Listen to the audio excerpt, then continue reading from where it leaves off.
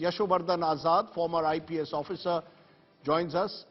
Ajai Kumar Singh, former DGP Karnataka with us. Al Banerjee is former DGP of Uttar Pradesh. And Shashi Kant is a former police officer from Punjab. Appreciate all of you joining us. I want to ask you all, do you see the police caught in a political crossfire at the moment? Shashi Kant ji, why don't you start? Do you believe that the police is caught in the crossfire? Are they being used as instruments by the political masters in state after state?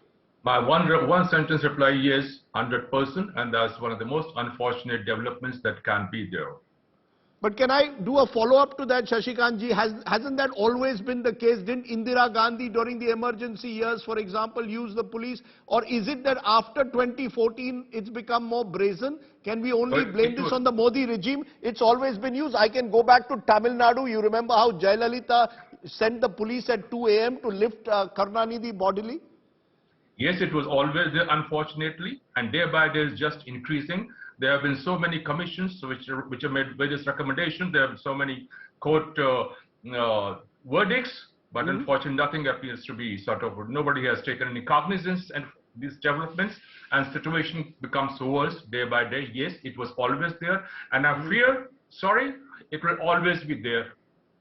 It will always be there. That is a very, very chilling statement you're making. Very chilling, most chilling statement that I've ever made in my life. You're saying it cannot be broken. This police politician nexus cannot be broken. Police cannot be independent. Yes, that's what it is. Because till now, what's police? Basically, it's just a strong arm of the state administration. And you know, because I have been a cop and I have I'm a rebel cop, I'll call myself. I have seen these things, how we have been utilized and absolutely willingly. I'll just give you one instance. When we were in the NPA, National Police Academy, when a very senior police officer had come there to address us, one of our colleagues had asked a chilling question. Sir, tell us why why officers lose 2 vertebrae with each promotion, and by the time they are right at the top, they are just nothing but the snails moving around here and there on the feet of politicians. Police officers lose 2 vertebrae with every promotion. By the time they reach the top, they are spineless. Those are very strong words that you are using there. I want to take those words to Ajai Kumar in Karnataka. You agree with that? That the problem is that the police is more ready to crawl when only asked to bend? What we've seen in Maharashtra, Punjab, Assam? Yeah, everywhere, that is true. But to say that everybody has lost the spine, I won't say that. I won't say, because there have been officers I have seen in my service, and with humbly I can say, when I was DG of Police Karnataka, when I was Commissioner of Police Karnataka, no, we had our spine right there, and we worked independently, we worked impartially, and we permitted to do so. But why? There's many answers to that, or many dimensions to that. Why? But it was possible. And I think even now it is possible.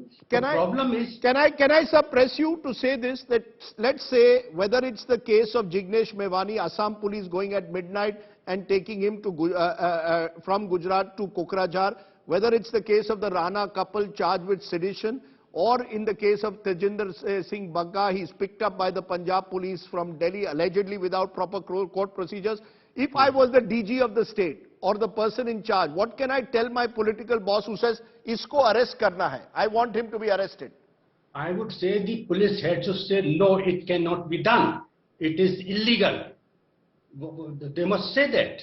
But problem is, you see, it's a wider question also. It's not only police, the whole bureaucracy has collapsed. That also we have to keep in mind, that to expect only police to show guts is rather impractical, because nobody is showing. We are getting such uneven judgments even in the similar issues. So that is the background which we must keep in mind. But even then, I will say, you see, one of the problems is that the government servants, including police officers who are all public servants, they consider themselves as agent of government, whereas they are government of law.